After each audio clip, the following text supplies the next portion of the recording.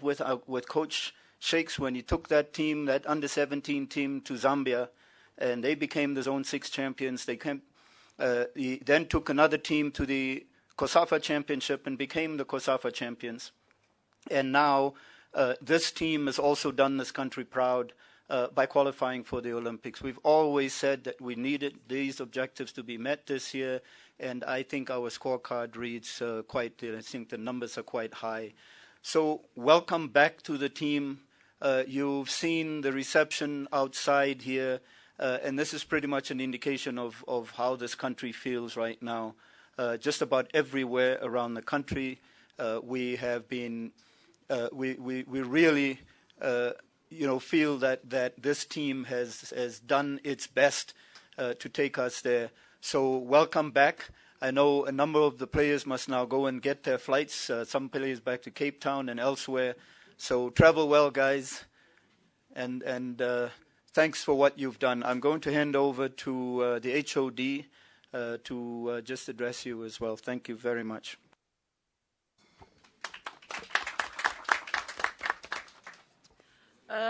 Thank you, CEO, and good evening to the ladies and gentlemen of the media.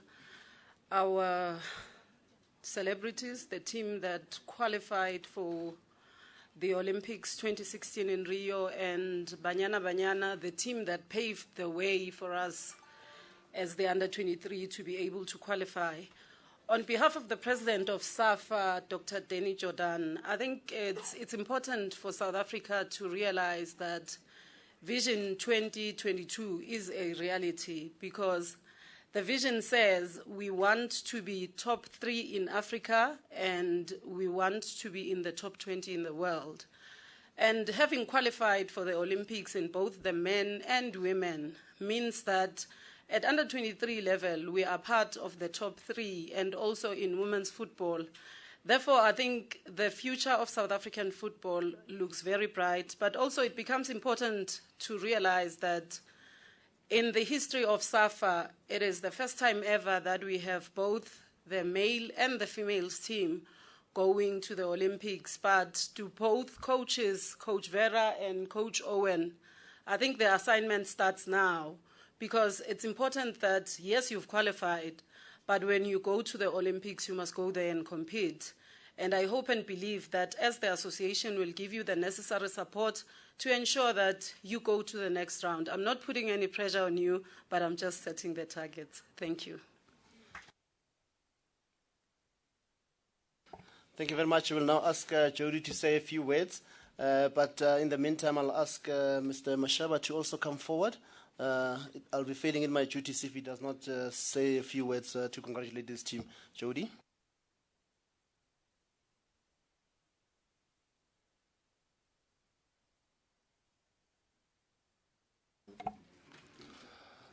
Evening to everybody. I would just like to say thank you for all the support and all the love, you guys, the warm welcome at the airport.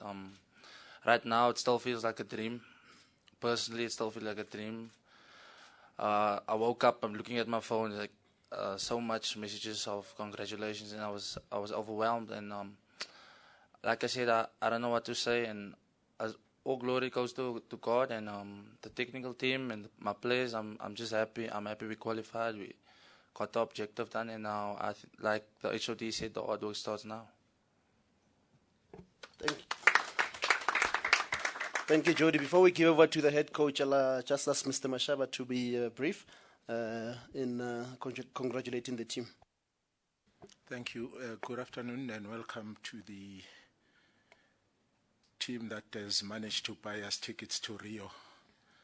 You deserve a pat on the back, and good afternoon to the ladies and gentlemen from the media. Unfortunately, folks, I'm going to talk the whole night here. No, we're going to start celebrating. We start now. And you know, in football, when things are stalemate, we go into extra time. I've got a chance to do that. And once that doesn't happen, we go to, I'm sorry about this, we go to penalty shootout. That's how we went through in penalty shootout. So if you want to cut that short, you're wasting your time. But let me start off by saying It comes as no surprise to us from South African Football Association. It was our plan.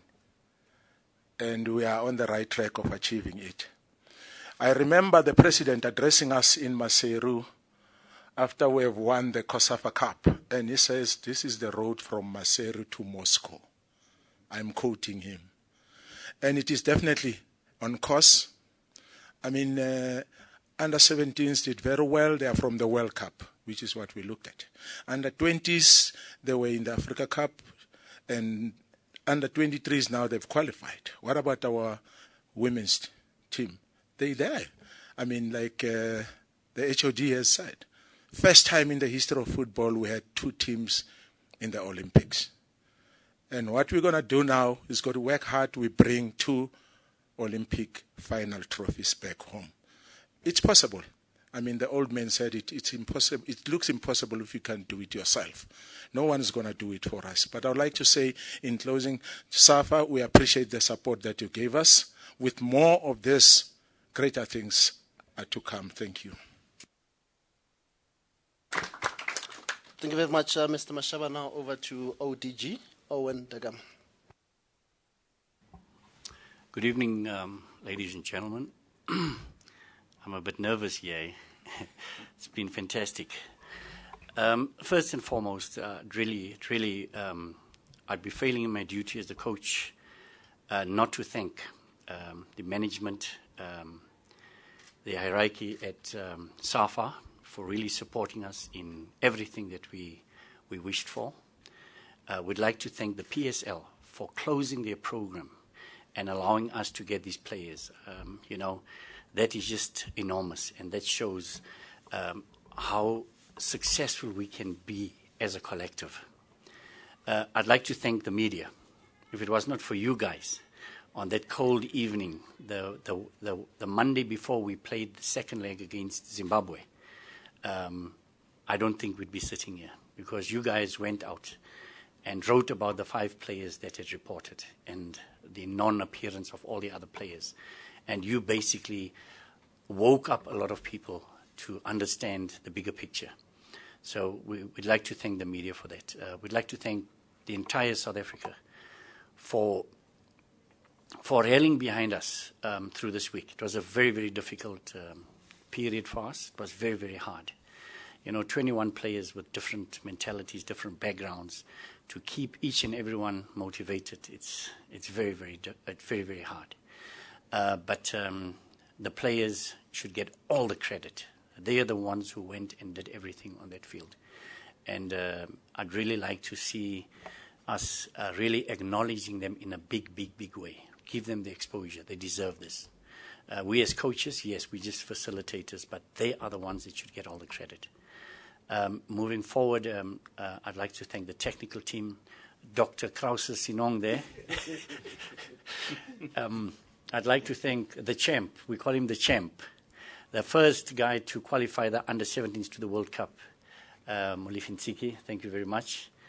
To the Hulk himself, Lucky Shiburi. He's been absolutely brilliant. I mean, he was not in our previous camps. He started with the very first camp. He was there. And then all the other camps, unfortunately, he had to be with Bafana. He was not with us. But he came in, and if the goalkeeper gets man of the match, then the goalkeeper coach must have done something well. So we give him the credit for that. For the analyst Tiro, who didn't sleep, Tiro van Rooyen, never slept. The entire day analyzing. It was just something very, very special to see the amount of work that he's put in. And to the rose amongst us all, Simone, she left her family. She left such a lot behind, even the boyfriend. We know it was difficult for you, but the work that you put in was just immense. The planning that you did was just something to behold, and we really appreciate that. We'd like to thank the men that kept us alive, the man that kept Gift Mutupa on the field and allowed him to create the winning goal against Tunisia, Dr. Tulani Ngwenya. Gift couldn't anymore. He couldn't. What the doc did, I don't know up until today. But he made some magic there, and Gift continue playing. And he created, with Pakamani Mklambi, he created the winning goal. So thank you very much, Doc. And thanks for keeping us alive there. You kept us, you took good care of us. Whenever we had headaches, whenever we couldn't sleep, you pumped us with the Elajax.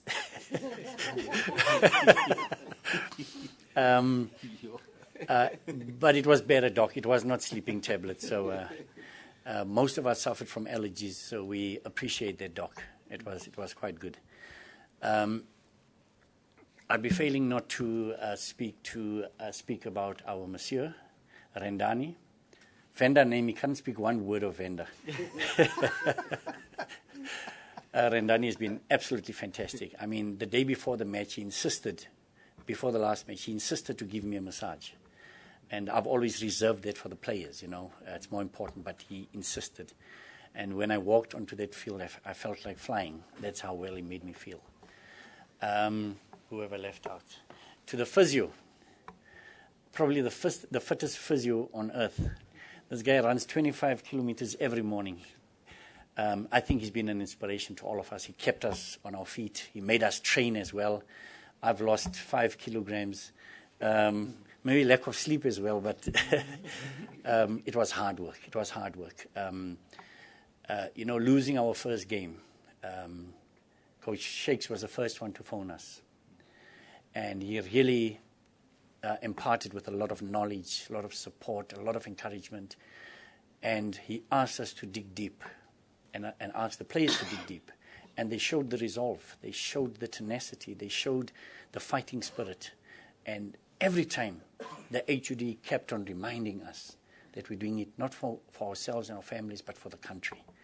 And I think this, I don't know, the HUD has just got away with words, eh?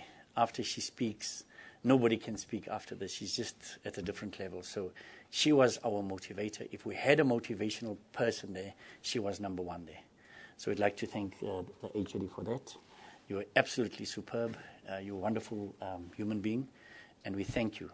I know at times you were hard on us, and there was a reason.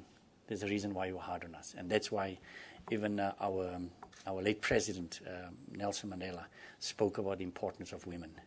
So we really cherish the fact that you were with us, you guided us, you led us through very, very difficult times.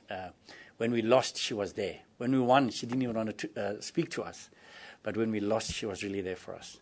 So we'd like to thank you there. We'd like to thank the best manager in the world, the best by far, Levi Ramajo. Unbelievable, his support. He went all out of his way. He did everything to make sure that we were comfortable, that everything was organized in time. The encouragement there, he's one of the first managers to go to the World Cup as well. He was absolutely superb. And I'll be failing in my duty as well not to speak about the captain, Keegan Dolly. He was amazing, absolutely amazing. The level of emotional intelligence there was just unbelievable. He kept the boys brave. He encouraged them. And nobody could intimidate this team. Nobody. Because our boys, as you know, they're streetwise, they're smart, and they're highly, highly talented. So I think, just to wrap it up with regards to the players, not one incident that, went sour or bad. They were absolutely superb. Their behavior, their discipline, and we thank them for that. I think it's testimony to the leadership that we had in the team. For myself, I'd just like to say it was very, very difficult. It was hard. It was very, very hard out there. As you know, the pitches, the training conditions, the weather was not really very conducive. But thanks to the CEO for the camp he afforded us to work on the mentality of the players, on the mental strength. That really pushed us. Unfortunately, we lost the first match, but the resolve was just unbelievable. And every time we lost, we could pick ourselves up and really push it to the limit. So thank you very much. I think I've said thank you to everybody. If I've left out anybody, please apologies. But everybody who was involved, thank you very much. And this is testimony to what the collective can do. And there's no single person that can be singled out here. This victory was all about the collective. Thank you very much. Apology accepted, Coach. We'll take questions from members of the media. How could I forget Mashamla Maraka? How could I? He was the interview 6 o'clock in the morning, 5:30 in the morning, 12 o'clock at night. He was just superb. We spoke and spoke. I've never spoke so much in my life. My apologies, Mashamla. You were absolutely superb. Sorry. Members of the media, this is now your chance to ask questions. We've got the panel here to give you the answers. Are there no questions? Yes? No questions. If you can just say who you are and who the question is directed to, sir. Okay, Katle Khomodiwa, Power FM. To Coach ODG, I mean, like you said, we lost our first game and we regrouped, we came back, and that important win against Tunisia, is that the game that made you guys believe that, it's possible to qualify for Rio? Thank you very much. I think the first sign that there was something to happen, I still believe, and I mean, we watched that game like 20 times over when we lost to Senegal. To us, that was not a fair reflection of the match.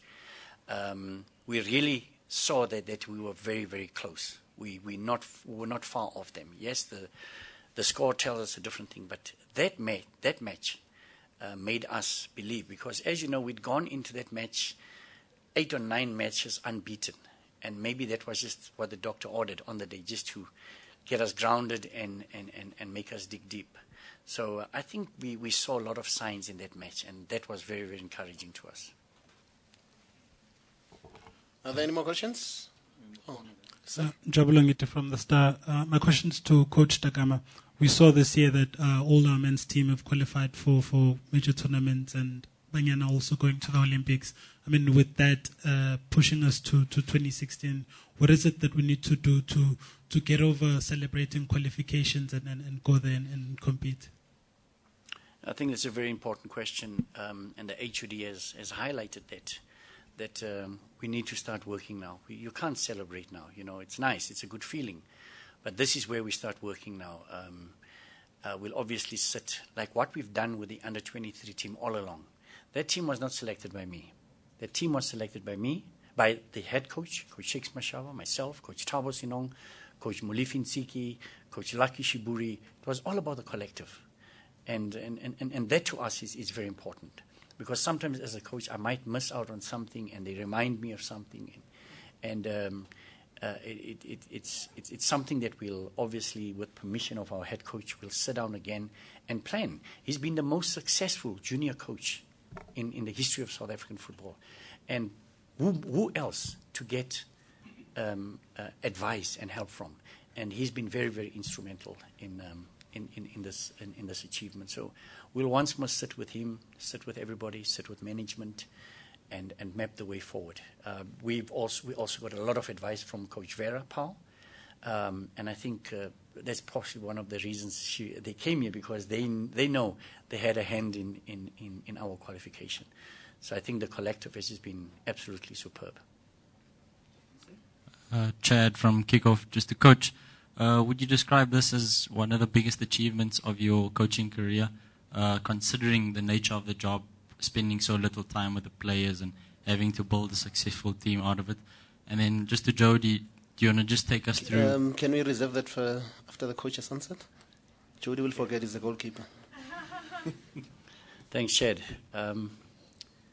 Yes, I think it is. I indeed believe it is. But it's not finished yet.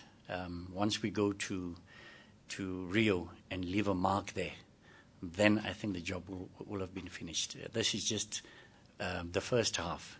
There's another half that we have to go and play, and we want to make an impact, as the HOD said. We're not just going to participate there. We are going to leave an imprint. People, for me, the biggest achievement will be if we have 8 or 9 players that get scouted and go and play abroad. I think it's a great stage for them, and they are the important ones. And but for me, great achievement, but first half only. Jody, just take us through the emotions in that game against Senegal, obviously having to keep the score at 0-0 until the penalty shootout and then going on to save 3 penalties. And the one in the game as well. I think the emotions were high. My level of concentration was out of this world. I think personally that's the most I've concentrated in the 90 minutes, because I knew if we don't concede, we have a huge chance of winning the game. As for the penalty in the game, I told myself, if I save this, we're going to Rio. And after saving the penalty, they had a follow-up at the bar. That's when it clicked. It's meant to be that we have to go to Rio. As for the penalties, Rio was all in my mind, so I gave it my all. Right. Yep. Yeah, Len Moleko from ANN7. Coach Tagama, how easy does it make your job when most of your players are actually regular starters in the PSL, and obviously also having South African coaches coaching top clubs in the PSL? I think a great question, great observation on your side. I think, we've always said that credit must go to the PSL coaches. When we get these boys, there's no time for fitness, to get them fit, to get them, to psych them up. They've got to come in ready, and they've got to be flying. And yes, a lot of credit must go to the PSL coaches. And yes, it's much better. It's easier when players are playing regularly in the PSL, and it makes our job that much easier. But I think there's a lot of hard work that goes into that, a lot of scouting. We go and watch a lot of matches. Coach Shakes will come to me and say he went to watch this match and he saw this boy. And he'd affirm a lot of things that we believe, or he'd give us advice on a lot of other things. So there's been a lot of information that has gone through us. But at the end of the day, I think you're spot on. It makes it so much easier when players are playing at the highest level in the PSL, and having local coaches in the PSL, doing their jobs there. So it's been really nice, because you can talk to them, you can get advice from them. Sometimes they know the players better than what we do. They work with them each and every day. So we've actually gone so far now as to exchange training programs so that they know exactly what we're doing on camp. We give them reports on that. We give them all the DVDs on our training sessions, as well as on the matches, so that if they need to fully understand what their players have been doing. And I think this relationship really helps us, because they give us the training programs to understand what these boys are used to doing. And we try and be as close as possible to that. Yes, ma'am. Neil from Safa TV. Coach, we would like to know, with less than a year for the boys to prepare, what is the moving plan? What is the plan so far that you guys gonna have so that we can be in it, to win it? I think we've always said it from the beginning that it's all about exposure. And as you know, exposure drives character. And we need these players on top of the game. So it will be important. It will be very, very important for us to. Obviously, there are budget constraints involved, so we've got to really go to the CEO and plead on our knees, because it is tough. But for us, it would be sit down, plan, and we've already started looking at the teams that have qualified for the Olympics. That's where the job started yesterday already. We've looked at the teams, and we'll sit down as the collective again and see what is the best way moving forward. But what's going to be great is that you've got like 10 brains there. Coming together. So for me, that is just absolutely super. So we'll collectively sit and plan and see what we can do, what we can't do, and maybe try and be as inventive as possible there and see what we can do. Before we take your question, may we excuse Jody? He has to fly to Cape Town. Thank you very much, Jody. See you soon. Have a lovely Christmas.